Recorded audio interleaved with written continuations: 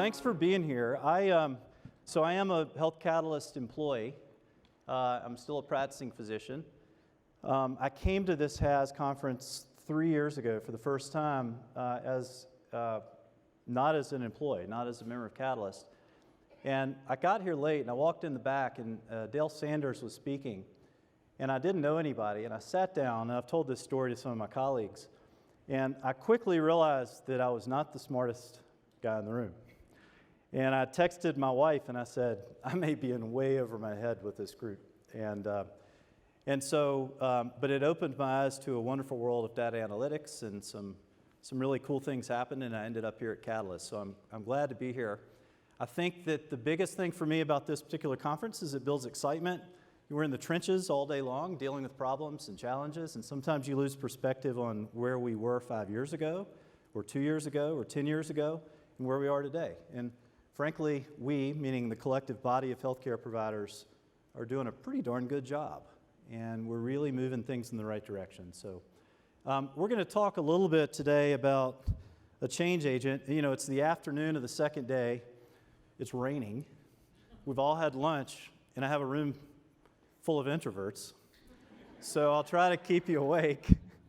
My only hope is we're optimistic, so maybe we'll be optimistic about the talk.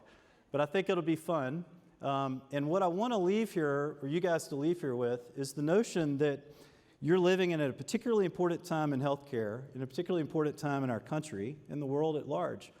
And in fact, you are the people that are going to actually be the change agents for one of the largest societal shifts we've had maybe since civil rights.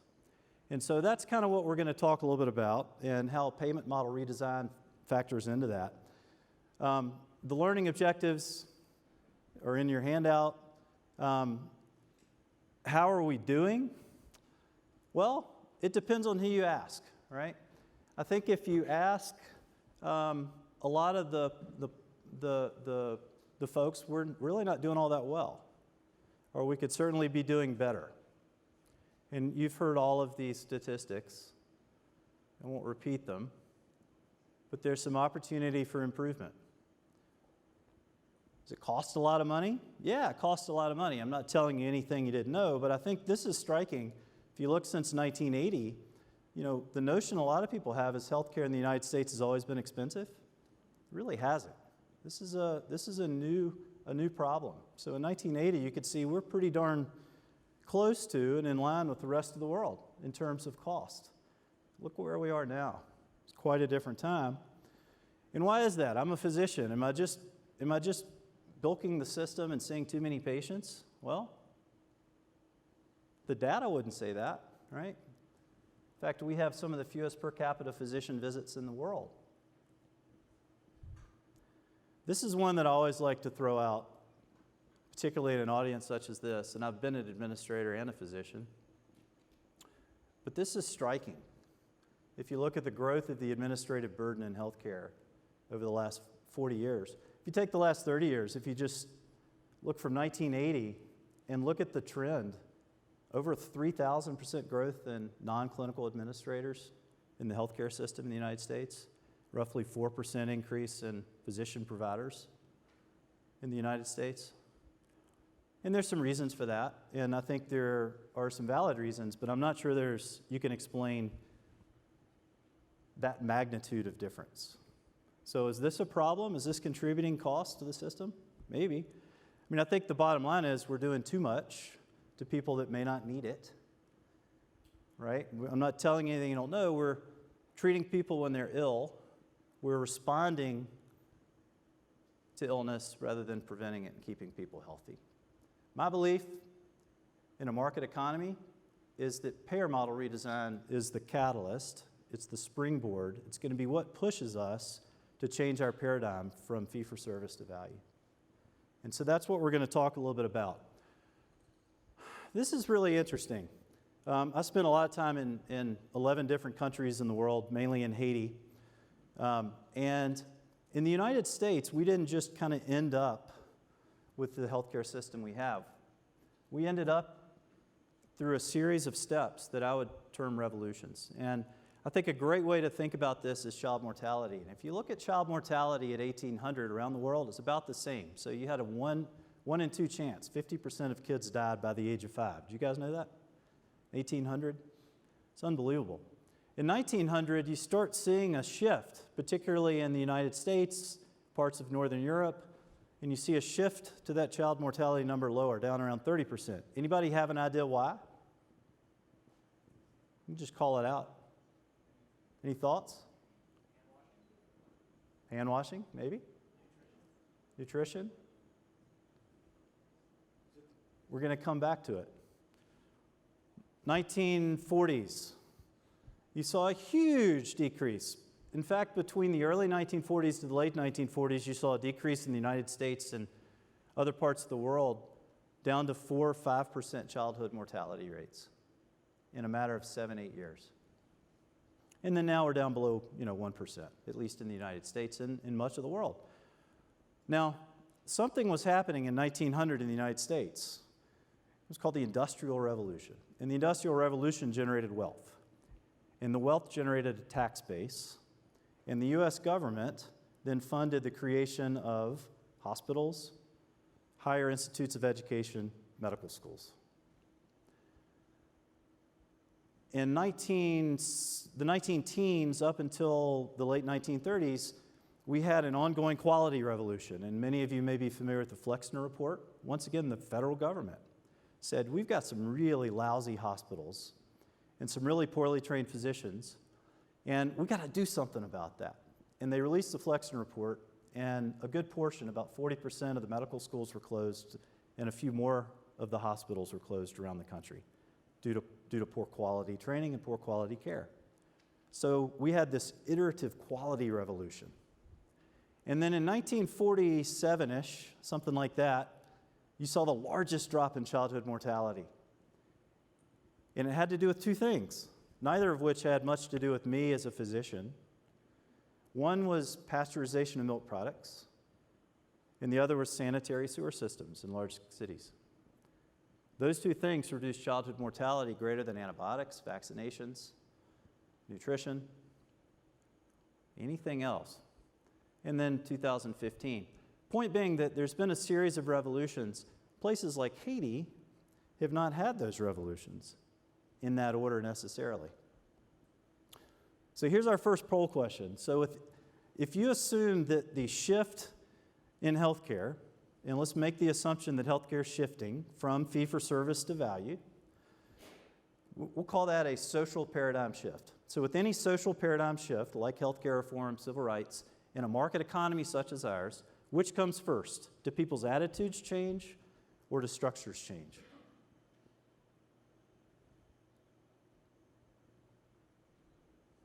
We'll open up the polling, give you guys a couple of minutes.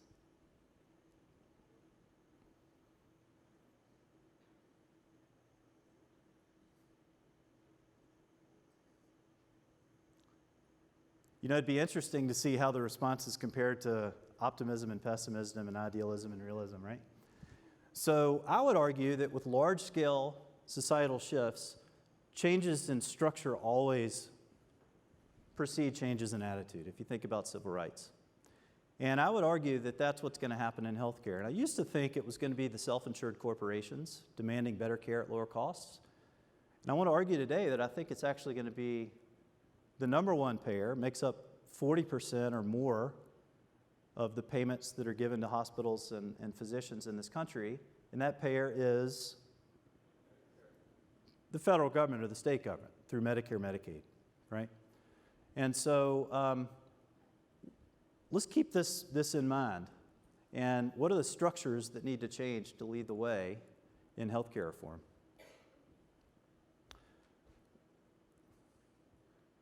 So what's the next revolution in healthcare? Let's see, did we skip a couple? Yeah, we did. So what I'd like you to do, this is about 4 minutes. This is some of the work that we do in Haiti, and I'd like you to take a look at this video and think about the revolutions, the Industrial Revolution, the Quality Revolution, the Hygiene Revolution, and now what I would term the payer model revolution in the United States. And has that happened in places like Haiti? So if could run the video, please. We're in Haiti, where the population has been affected by natural disaster after natural disaster. Right now, we're at the Hospital of the Immaculate Conception in Lacaille, and we're following the medical team from Give Hope Global.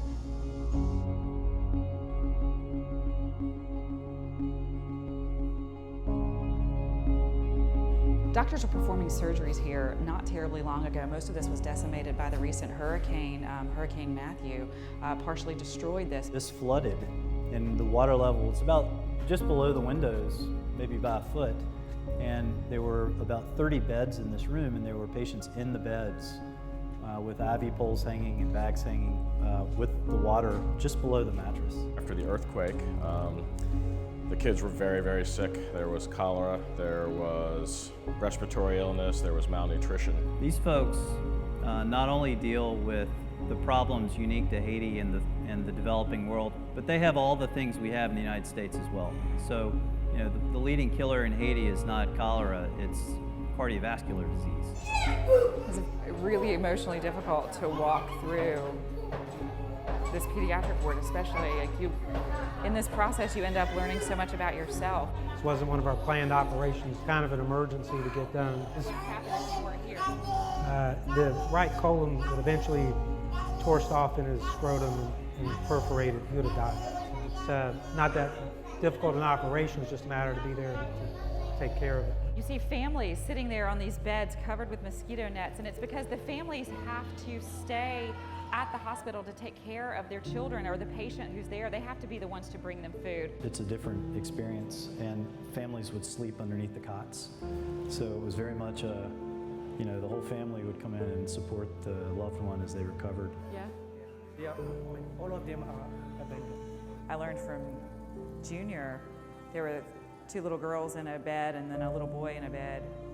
They've been abandoned because they have some medical problems that their families couldn't deal with. So they're here in this hospital and they have no one, no family members to take care of them, no one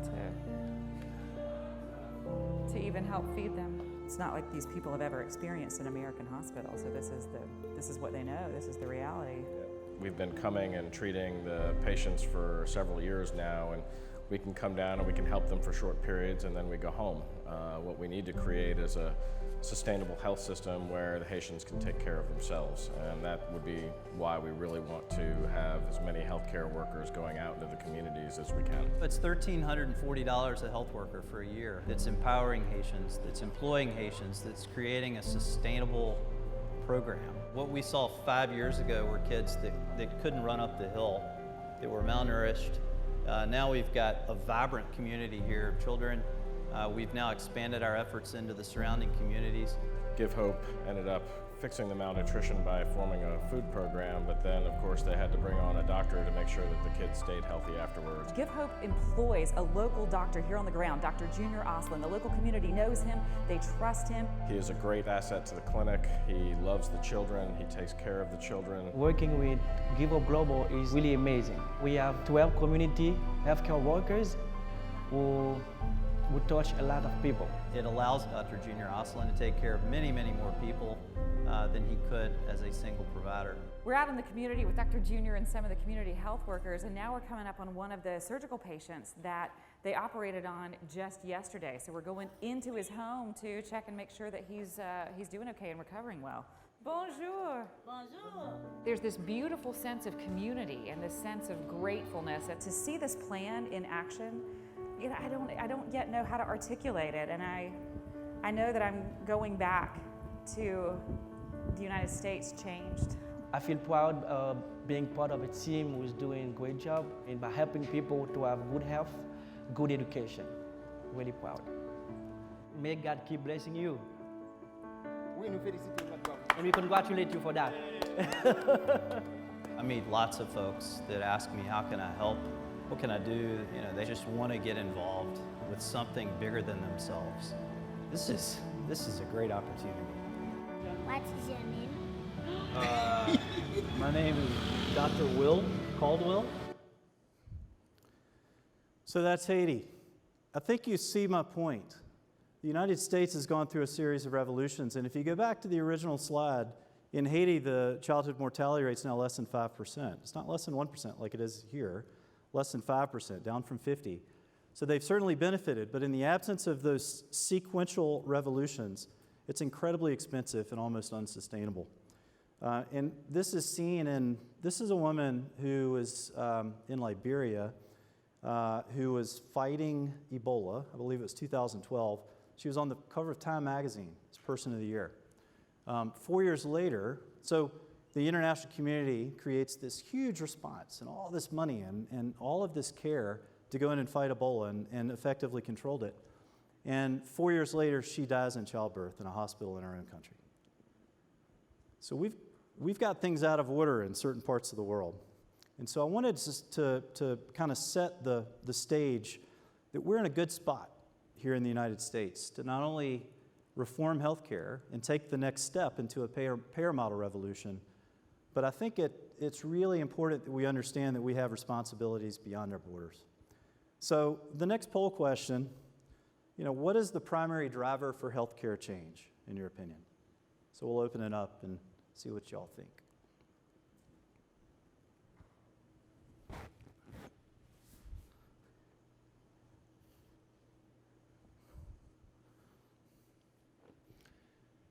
That's so cool. I hope you guys aren't just being nice and idealistic because the name of the title is Payer Model Redesign, but it was kind of a loaded question, I guess. But yeah, I think it is. I think we're in a market economy, and I think that it is the driver for change. When we don't align financial incentives, whether it be with physicians, hospitals, or payers, we don't have a true paradigm shift, and we don't see the changes we need to see. Now, having said that, change is happening. Could we advance to there we go. And so you guys know this. I'm not going to read it to you, but the percent of payments flowing through value-based models is increasing. It's up to 34% in 2017. People say, oh, this is just a phase, like in the 90s, the HMOs. Well, the payers aren't saying that. So you're seeing payers shift to more value-based models. And so by 2022, it's estimated that 40% of all covered lives in the United States will be part of either Medicare or Medicaid. That's huge. What does the government have the ability to do? They have the ability to mandate change, right? The ability to mandate change. And so I think that the future and the catalyst for moving all of us, healthcare systems, physicians, patients, into value-based care is probably going to come from the federal government. I didn't always think that, and that's scary to say. So we were sitting at dinner last night and we were talking about different types of payer models. And someone made the comment, how in the world do you learn about all these things? There's so many. Well, they all fall into a couple of buckets. And today we're going to take a look at a shared savings model, which is the Medicare Shared Savings Plan, and just begin to understand how that works. And forgive me, we have all sorts of different folks, and a lot of you are probably familiar with this, but really the goal is improved quality at a lower cost. And so the way the MSSP, Medicare Shared Savings Plan, works, again, traditional Medicare product, is if providers meet certain targets, then they're eligible to share in shared savings at the end of the year. So if your benchmark is $10,000 per year per patient, and you only spend $9,000 and you meet quality benchmarks, then you're going to split a certain portion of that $1,000 savings with the federal government. And in the MSSP plan, it could be anywhere from 40% all the way up to 70, 80%, depending on what branch you're in. Medicare in 2018, if you ask the public about the Affordable Care Act and value-based care, improvements in quality, decrease in costs in particular, the overwhelming response I think you'll find is that we're not cutting costs. Their perspective is costs are continuing to rise. We're not having much success with our current efforts. I don't know where that comes from. My cynical self says it probably comes from us, from some of the health systems and some of the lobbies. But the reality is that we've had some really good success in Medicare. Look at this. This is awesome. 34% of ACOs earned some shared savings bonus. Is Cone here? Is anybody from Cone Health here? There you go. You guys have been in the MSSP since it started, right? 2011. And you've been in the top 5 every year. So, next gen and 6. So the notion that you're benefiting from low-hanging fruit after 7 years of continued performance is probably not true. You're making a difference, and you're effectively changing the paradigm by which you take care of patients. Congratulations. So it's working. You know, this came out in New England Journal. It showed that Medicare spending had been curtailed, but really, with a few exceptions, it was not by hospital systems. In fact, hospital systems saved very little money. It was what are termed low-revenue ACOs, mainly physician-driven ACOs. And so as a result of that, they made some changes to the MSSP program. And I'm going to move quickly through these. I'm happy, we have these brain dates. I'm happy to sit down with anybody and kind of go through it in more detail. But I've highlighted some of the most important points. CMS is capping risk scoring over the lifetime of the 5-year contract. That's huge because when you're dealing with a shared savings plan, do you think it's easier to decrease total spend at the end of the year or increase your benchmark by appropriately coding your risk ahead of time? It's always easier to code appropriately on the front end. In fact, if you look at folks that use some of the tools out in the market, some are Catalyst tools, some are others, most folks see about an 8 to 12% increase in their benchmark based on improvements in risk coding. That equals an 8 to 12% reduction in total spend on the back end, right? So it's important. Benchmarking is regional. ACOs are getting pushed into downside risk. So no longer can you just join the MSSP and not assume downside risk. That's going away. If you're a high revenue system, which most health systems are, you're going to be forced to take downside risk in your second year of your contract. And many of you who have already been in 1+, 2, or next gen, even if you re-enroll in the new program, you have to take risk in your first year. And it's up to 30% risk. So they divided high revenue, low revenue ACOs. And this is, last thing's really important. The MIPS program, as a physician, I think MIPS is a joke. I think it's created more cynicism among my colleagues than just about anything. One of the things as an ENT surgeon that we do in our practice is we collect data around diastolic blood pressures. It's one of our MIPS things. You kidding me? Diastolic blood pressures? What am I going to do with that? Maybe like a nosebleed? You got high diastolic blood? I mean, it's ridiculous. And I think if we don't, as systems, begin to engage the MSSP, that will then exempt us from the MIPS program, we're going to have some problems because it's getting really hard to perform in MIPS. And if you haven't read about the changes coming in 2020, it's impressive. And you say, well, we don't do the MSSP because we don't want to assume downside risk. We're not ready for that. Guess what? You're going to assume downside risk up to the tune of about 18% potentially in 2020. So it's time to make a decision and get on the bandwagon. This is really cool, and we talk a lot at Health Catalyst about data and data aggregation. And as a former leader of a CIN, many of whom were independent docs and all sorts of EMRs, aggregating data could be done, but it's expensive, time-consuming. And so we need to start thinking about different, unique sources of data. Do we need to always get our data from the EMRs in our network? Is it always claims data? Well, if you start looking at, and I've highlighted AWV, that's an annual wellness visit, and that's a Medicare visit, and they're very specific, defined terms. But I would encourage us to think about it as simply an annual visit for your patients that come in, and it's almost like concierge care for everyone, right? You're going to come in, we're going to sit down, and we're going to put you through a program, and at the end of that program, we're going to have a roadmap for care in the coming year. With an annual wellness visit, if you look at the 23 quality metrics within the MSSP, you can close about 18 of those in a single visit with a simple annual wellness visit, with no connectivity to any disparate EMRs, no connectivity, no ability to ingest payer data. Pretty cool, right? So the point being that technology gets us so far, but sometimes just good old-fashioned delivery model design and being creative about how we think about programs, sometimes that's just as important and as valuable. I did some testing. We'll skip that slide. I did some testing that looked at whether patients were interested in an annual wellness visit. And this was geared mainly towards Medicare Advantage type patients. Guess what? They loved it.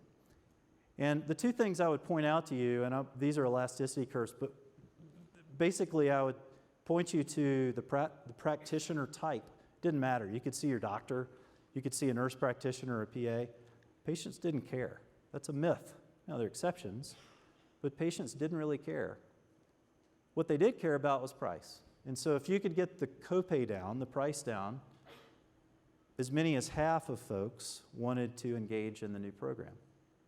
For those of you that are entering Medicare Advantage, that's a big deal because Medicare Advantage, some would argue, is the last great bastion of organic growth potential in healthcare systems. And Medicare Advantage, this year, it's a whole lot easier for patients to go from one Medicare Advantage plan to another. And so stars matter, but patients being satisfied and happy with your plan matter. And these sorts of things, like the annual wellness visit project, is a marketing tool, right? It's a way to say, hey, you're a Medicare patient, but you're going to get concierge level care at our system. We have a small amount of total revenue and value-based products. I hear this a lot. The reality, and McKinsey did this is a great article. McKinsey did a really good study on this, and they said given a 5% operating margin, so if you think about Medicare, it's probably less than that in most of our systems. A system would need to have only 1 to 2.5% of revenue at risk from value-based payments to equal 20 to 50% of system EBITDA. And this is a retrospective study of 50 health systems over 5 years. So just think about that. That's massive. So the notion that, well, it's just, we only have 3% of our total revenue in value-based products, it's not worth the investment. I want to rethink that. Well, we don't want to cannibalize our fee-for-service business. I would argue that we're so focused on top-line revenue, maybe we need to rethink how we think about healthcare, at least on the financial side. Because you can increase your top-line revenue and decrease your profits. And that's, in fact, what's happening in many of the payer products, particularly Medicare patients. And so when people start complaining, and you know it happens, and we begin to come in and say, we need to decrease readmissions around your BPCI product of some sort. And the CFO says, well, we depend on those patients, heads in beds, for a lot of our top-line revenue.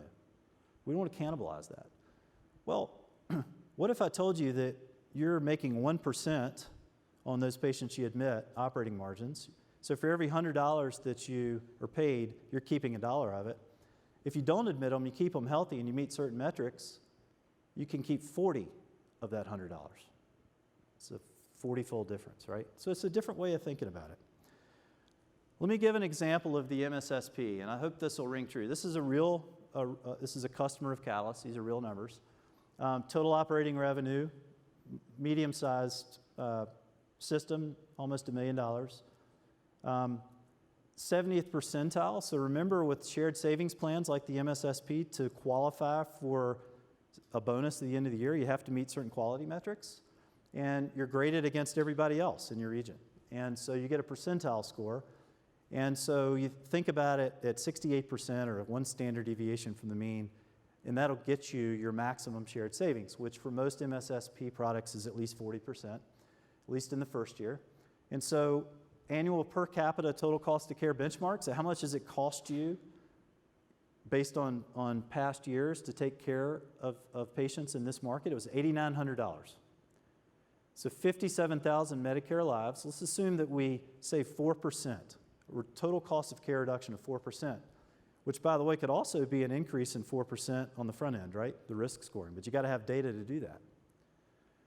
So that equals $8 million in year one, paid back to you as your 40% shared savings bonus. It's amazing. In year two, it jumps up to 50%, $10 million in shared savings. Now, here's a question, and this is a little bit of a, I see Greg sitting there, I have to be careful what I say, these accountants in the room, finance people, but where does that go? Does that go to your top line, or does that go to your bottom line? $18 million. It's a payment, right? goes to your bottom line. It's pure profit. There's no variable cost attached to those dollars. There's no variable cost to not providing care. No variable cost to not providing care. So your profit margin on that money is amazing. Now, I know that's not exactly right, but it's a different way to think about it. Not to mention the potential loss in year 2, okay, of $1.5 million. That's a total delta of $19 million for a medium-sized health system. And let's just say for the ease of argument that they have a 10% operating margin. And this goes directly to the bottom line. So that's equal to $200 million in top-line revenue, right? Does that make sense? $200 million in top-line revenue with a 10% operating margin gives you $19 million in profit. Pretty cool. So how can you impact total cost of care? You know, how much did you invest in your EMR? How much do you invest in data analytics tools? How do you get your providers excited? You know, one of the biggest challenges that I think we have, physicians, what do physicians think about when you go to them, providers, and you start talking about data analytics? Not physicians that are at a conference like this, but your general, you know, hard-working docs. What do they think about? They want to take care of patients, but what tool do they think about when you talk about IT and data analytics? Think about their EMR, right? Think about their IT department, EMR. And they think about being asked to collect data around diastolic blood pressures and the fact that has no impact on what I do and doesn't help my patient at all, and somebody's paying me $19,000 a year of meaningful use dollars simply because I collect diastolic blood pressures. Creates cynicism. We've created a massive amount of cynicism. Now, the digitalization of healthcare was necessary. It was a necessary step. But our challenge is to begin to re-educate physicians around what data analytics means. And in some cases, data analytics are generated from your EMR. In some cases, they're not. Okay, and it's not one or the other, it's an and. And I think once physicians, and in my experience, we go into systems all over the country, once you begin to show physicians, put tools in their hands where they can begin to answer their own questions that they think are important for their practice and their patients, all of a sudden, not only do you get buy-in, not only does the cynicism go away, but you get real impact on patients. And the so what of a hemoglobin A1C of 7, right? So what? Right? Becomes much clearer. So, you know, I'm going to end with a story about a gentleman named Jaime Aramillo. And I wish I could grow his mustache. My wife would kill me. But Jaime grew up in Bogota, Colombia. He was 19 years old, and he was sitting on the corner in Bogota one day having coffee. And in Bogota at the time, like many Latin American countries, there was a large problem, still is, with orphans and street children, and they were called sewer rats. They were called sewer children at the time in Bogota, and they were everywhere. And Jaime was sitting there. He looked across the street. He was probably at a point in his life at 19, 20 years of age where he's trying to decide what he wanted to do and find some purpose and all that stuff. And he looks over, and there's an 11-year-old girl. And she's with this group, and she's one of the orphans. I have two 11-year-old daughters, so this strikes home for me. And he looks at this girl, and she looks, and they make eye contact across the street, and she smiles, and a car drives up, and the window rolls down, and they throw a Tonka truck out the window to the girl. And they speed off, and the girl goes out, and she picks up the truck, and she looks at it, and she looks at Jaime, and their eyes met, and they had a connection. And she had sheer joy and happiness on her face with this truck. And it was, so powerful. The truck came speeding around the corner. Boom! Killed her. Right in front of Jaime. Killed this 11-year-old girl. And if you talk to him now, and he's in his 60s, he's known as Papa Jaime in Colombia. And he's saved, by conservative estimates, 47,000 children. He's fed them, he's housed them, he's provided health care. Many of these kids have gone on to be leaders in the community. They've been soccer players, they've been international bankers. And he continues to do his work in Bogota, Colombia. And when you ask Jaime about it, he says, when I saw that, I knew there was a need, and I knew there was an opportunity, and I said, this has to change. The currency of change in the payer model revolution of healthcare, which is just a continuation of a series of revolutions we've experienced over the last 120 years. The currency of change is data. If you can't manage your data, you're not going to be successful. Those systems that do well at managing data will survive and move on. Those that don't will go away, and they should. The people that are going to drive that change, whether you're an introvert or an extrovert, are going to be you guys that understand how to harness data, that have an interest. You're the leaders of change here. And so I want you to realize that's a burden. And if you're not willing to take up that mantle and help drive the change and be a change agent in healthcare, you should find another job. Because it's that important and it really matters. So thank you very much. You want me to take questions? Thank you, Will. And now we're going to actually move into the question and answer section of our session. And you guys have been sending a lot of questions in here. Oh, God. So I've got the top voted ones. The highest question, Will, was the percent increase in physicians versus administrative staff is very interesting. I told you all that was going to be. But what is the percentage for nursing staff? We've got nurses in the room. Say that again, I'm sorry. I wasn't listening. Do you know what the percentage of the nursing staff increase is? It's a good question. I don't know the answer to that. That was Census Bureau data, Department of Labor data, and they included physicians, PAs, and nurse practitioners. The next highest rank one is, what are your thoughts on reverse innovation, designing health services systems and ideas to fit the needs of low resource communities and then bring them back the proven methods to more developed systems? Who asked that question? I'm just curious. Oh, sweet. So I was going to talk about this. So social determinants of health are a great example. You know, we're all struggling with how do you, first of all, a lot of social determinants are unstructured data. They're in our notes, right? And so how do you go in with some sort of tool and begin to pull data and turn it from unstructured data into structured data to address all of these social determinants? I think we're thinking about it wrong.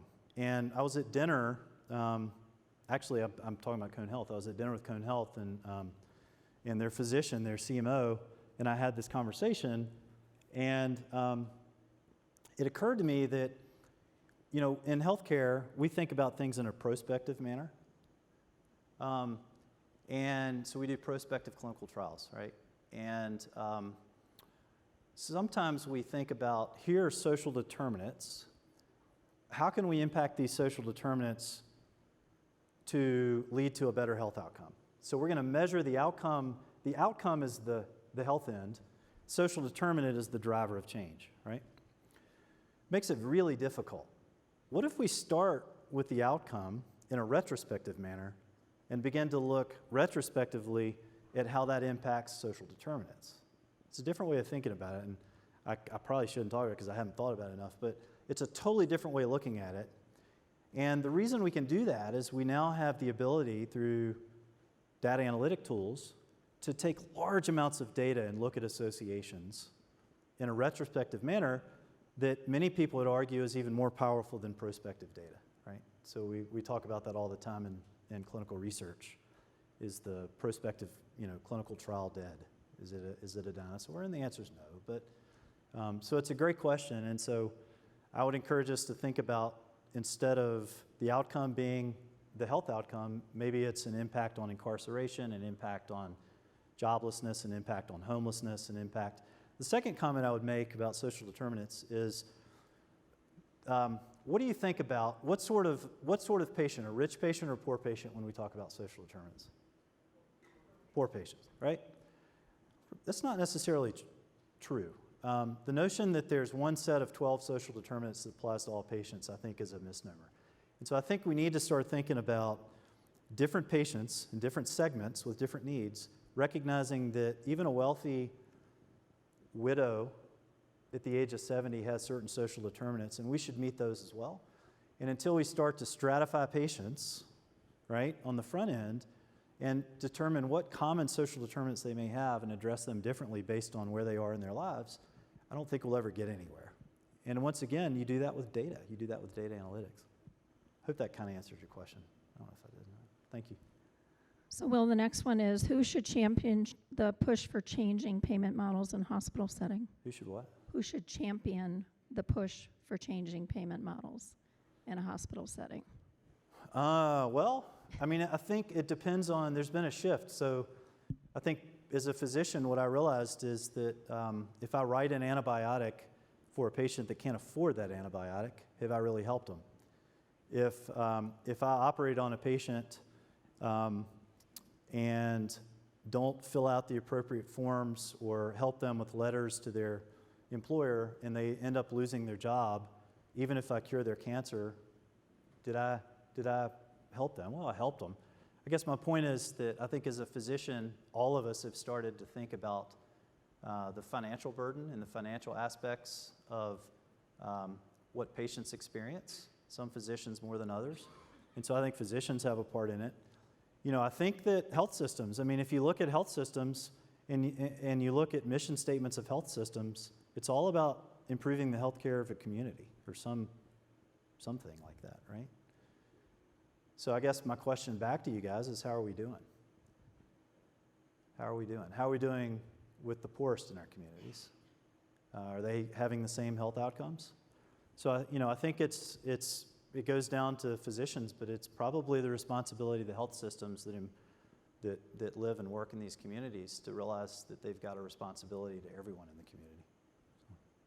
We probably have time for just one more question, and this is, how do we use data analytics with policymakers and regulators who often aren't steeped in healthcare delivery to inform the creation of our future payment models?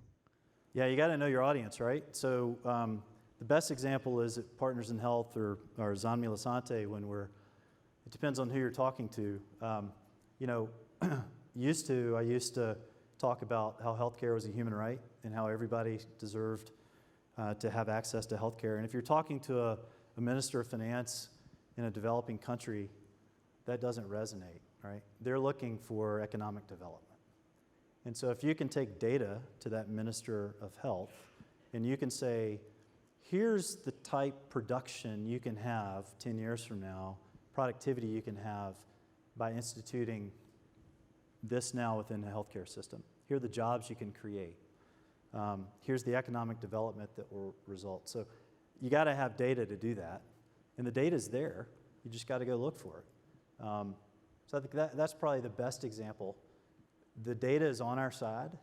And when I say our side, those of us that really want to move towards value-based care and more universal coverage, it really is. We just have to look for it, organize it, and put it together. And the interesting thing is, there are not a lot of people that aren't supporting this move to value-based care, right? Maybe health systems are probably dragging their feet the most. But the government, both houses of Congress, the executive branch, self-insured corporations, patient advocacy groups.